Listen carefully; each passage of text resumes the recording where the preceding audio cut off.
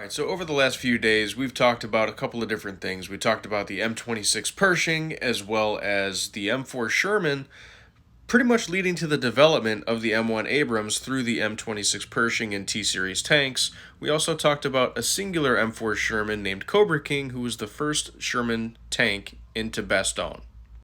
Now, with all of that being said, I felt that it was only right that we would talk about the inspiration behind those tanks, as well as the biggest star of the movie Fury. Brad Pitt? No, dummy. We're talking about the M4 Sherman as a whole. Hey!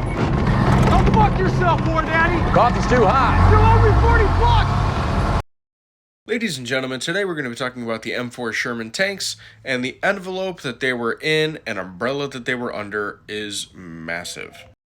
So across all of its variants, it had a 75mm gun, a 76mm gun.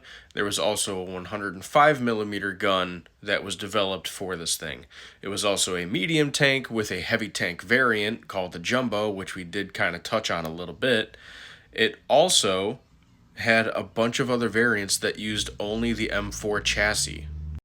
Two of my personal favorites being the T-34 Calliope and the T-40 Whiz-Bang, which is still my favorite name for a tank, but those were rocket launcher Shermans, which is a mouthful in itself. Now, the Sherman tanks of all variants saw extensive use during World War II, mainly in the European theater, while some were used in the Pacific theater, and they were just absolutely devastating. They were the thorn in the lion's paw, so to speak. And while the 75mm gun didn't have a whole lot of punching power against the Tiger tanks and the Panther tanks, if you knew where to hit, it was absolutely devastating on the battlefield. Now, that's sort of where we see the 76mm boom tube get introduced, is later in World War II between 1943 and 1945. The 76 had way more punching power, though it was smaller than the German 88mm artillery cannons and the guns that were on the heavy Tiger tanks and the more medium Panther tanks.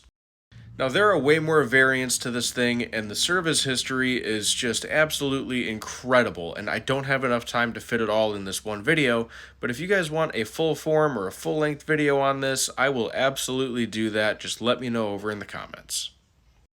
And that is your brief history on the M4 Sherman medium/heavy tank. A lot of hats.